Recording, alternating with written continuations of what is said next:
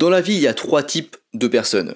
Ceux qui transfèrent leurs photos par fil, qui sont encore à l'âge de pierre donc. Ceux qui transfèrent leurs photos en insérant leur carte SD dans un port de lecteur de carte SD, qui sont à un âge un peu plus évolué. Et enfin, on a les photographes de qualité supérieure qui maîtrisent le transfert de photos et qui sont à l'âge futuriste. En parlant de photographes de qualité supérieure, j'ai fait une formation vidéo de plus de 8 heures, totalement gratuite sur les bases de la photo. Vous pourrez la retrouver du coup sur mon site photomaniac.fr. Mais alors du coup, comment font les photographes de qualité supérieure pour maîtriser le pouvoir du transfert? Ils trichent. Ils ont un outil qui ne connaît pas de limite, qui outrepasse les frontières. J'ai nommé le lecteur de carte SD USB. Oui, ça fait beaucoup de lettres, mais le principe est assez simple, je vous l'explique. Donc c'est une clé USB normale, comme vous connaissez normalement les clés USB, mais sauf que à cette clé USB, on a un ou plusieurs ports SD. Donc pour les cartes SD, les cartes mémoire de vos appareils photo. Vous pouvez aussi retrouver le terme d'adaptateur. On a différents types, différents cousins. Il y en a des plus ou moins gros, avec plus ou moins de ports, pouvant accueillir plus ou moins différents types de cartes. Mais moi là, je parle surtout là dans cet épisode de la carte clé USB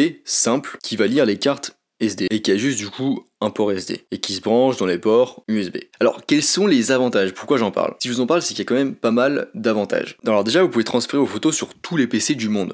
Tous les PC qui ont un port USB. Actuellement, tous les PC ont un port USB. Ça prend pas beaucoup de place, ça fait que vous n'avez pas besoin de port SD sur votre ordinateur. Le transfert est plus rapide que par fil, c'est pas cher, et en plus ça permet de partager facilement ses photos avec ses proches. On branche, on copie et on colle. Les deux inconvénients, c'est que ça peut éventuellement se perdre assez facilement parce que c'est relativement petit, et c'est aussi un peu fragile. Mais sérieusement, c'est sans doute mon meilleur investissement. Beaucoup d'avantages pour un petit prix. Je vous rappelle d'ailleurs que la vitesse de transfert de vos photos dépend aussi de la carte SD en elle-même, et notamment de sa vitesse de lecture. Plus la vitesse est élevée, plus le transfert sera rapide. La vitesse de lecture, normalement, elle est affichée sur la carte SD. Ça peut par exemple être 15 MB par seconde, 30 MB par seconde, etc., etc.